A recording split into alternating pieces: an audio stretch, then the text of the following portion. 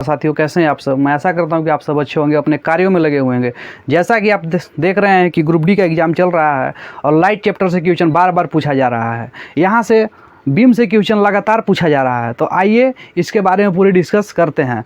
Beam से question जो आपका पूछा जा रहा है कि अगर किसी वस्तु को अनंत पे रखा जाए तो उसका प्रतिबिंब कहाँ बनेगी, कैसा बनेगा प्रतिबिंब, आभासी बनेगा या उल्टा बनेगा। ठीक है, तो आइए इसके विषय में बात करते हैं।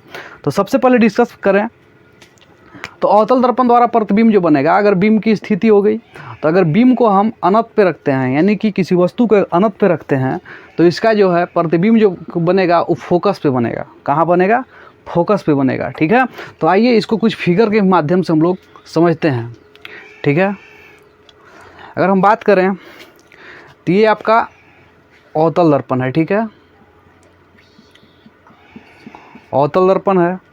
यहाँ अगर हम कुछ इस पे बात करें तो आपका ये क्या है, इसी को बोलते हैं ध्रुव। ठीक है, पोल। ठीक है, यहाँ पे होता है सेंटर। ठीक है, और बात करें इसमें, ये सेंटर हो गया।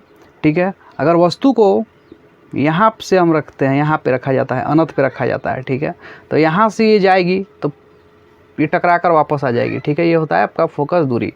ठीक है, नीचे से भी अगर ये जाएगी किरण तो इधर से प्रवर्तन होकर कहाँ चलेगी, इधर हो जाएगी। यानी कि जो बनेगा इसका प्रतिबिंब जो बनेगा वो कहाँ बनेगा, फोकस पे बनेगा। ठीक है, अनंत किसी वस्तु को अनंत पर रखेंगे तो कहाँ बनेगा आपका प्रतिबिंब, तो आपका प्रतिबिंब बनेगा आपका फोकस पे। ठीक है, कैसा बनेगा, तो अत्यधिक छोटा बनेगा। कैसा बनेगा? अत्यधिक छोटा बनेगा।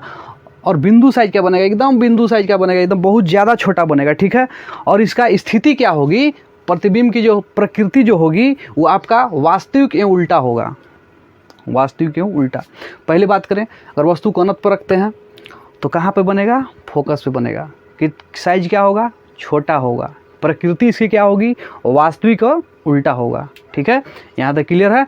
आइए अगर हम सी के परे की अगर बात करें तो वक्रता केंद्र के पहले की बात कर रहा है। जैसे मान लीजिए कि यहाँ देखिए सी, यहाँ की बात कर रहा है।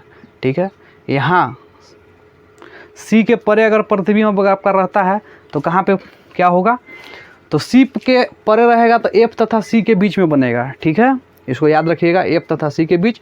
और कैसा बनेगा, छोटा ही बनेगा। ठीक है, और इसका वास्तविक जो होगा, इसका जो प्रकृति जो बनेगा वास्तविक क्यों उल्टा होगा। ठीक है, सी पर बनेगा, यानी कि सी वक्रता केंद्र। ठीक है, तो उस पे रखेंगे तो उसी पे बनेगा प्रतिबिंब। कहाँ बनेगा, सी पर, यानी याद रखेंगे सी पर का सी पर। ठीक है, और साइज क्या होगा, समान साइज होगा।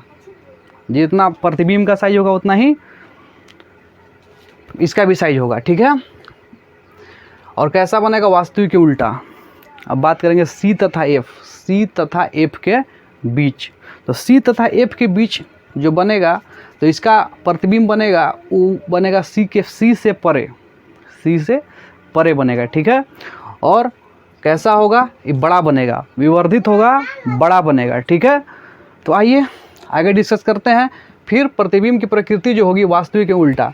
ठीक है, अगर किसी वस्तु को एफ पर रखते हैं, कहाँ रखते हैं, फोकस दूरी पर रखते हैं। ठीक है, तो एफ पे रखेंगे तो कहाँ बनेगी, अनंत पे बनेगा। ठीक है, अनंत पे बनेगा बहुत दूर। ठीक है, और कैसा बनेगा, बहुत बड़ा बनेगा, अत्यधिक विवर्धित होगा, यानी कि बहुत बड़ा बनेगा। ठीक है, और इसका स्थिति प्रकृति क्या होगी, जो आपका होगी प्रतिबिंब की प्रकृति वास्तविक क्यों उल्टा होगा। ठीक है, तो बच्चों यहाँ डिस्कस हम लोग करेंगे कि आखिर वास्तविक क्यों उल्टा होता है। अब बात करेंगे ध्रुव तथा फोकस दूरी के बीच, यानी कि पी तथा एफ के बीच जो है ना बनेगा, कि बीच अगर वस्तु को हम रख दें, किसी वस्तु को बीम को रख दें, इसकी स्थिति जो होगी दर्पण के पीछे बनेगी। दर्पण के पीछे अगर विवर्धित, इसका साइज क्या होगा, बड़ा बनेगा, विवर्धित बनेगा और बड़ा बनेगा। ठीक है, और इसका आभासी, क्योंकि दर्पण के पीछे बनेगा, ये आभासी तथा सीधा। ठीक है, आभासी तथा सीधा। इसको याद करने का भी एक जरिया है कि अगर वस्तु अगर अनंत पे रहेगा तो कहाँ बनेगा, फोकस पर। ठीक है, अगर सी के परे है तो एफ तथा सी के बीच में। सी पर रहे तो सी ए पर बनेगा, सी तथा एफ के बीच में है तो कहाँ बनेगा, सी, सी से परे। अब एफ पर है तो अनंत पर बनेगा, पी तथा एफ के बीच में है तो दर्पण के पीछे बनेगा, ठीक है। और क्या बनेगा, आभासी तथा सीधा, मात्र एफ तथा एफ के बीच में रहेगा तो इसका जो प्रकृति जो होगा, प्रतिबिंब की प्रकृति वो ही क्या होगा, आभासी तथा सीधा होगा। बाकी सबका क्या होगा, वास्तविक एवं उल्टा होगा, ठीक है, वास्तविक एवं उल्टा, ठीक है।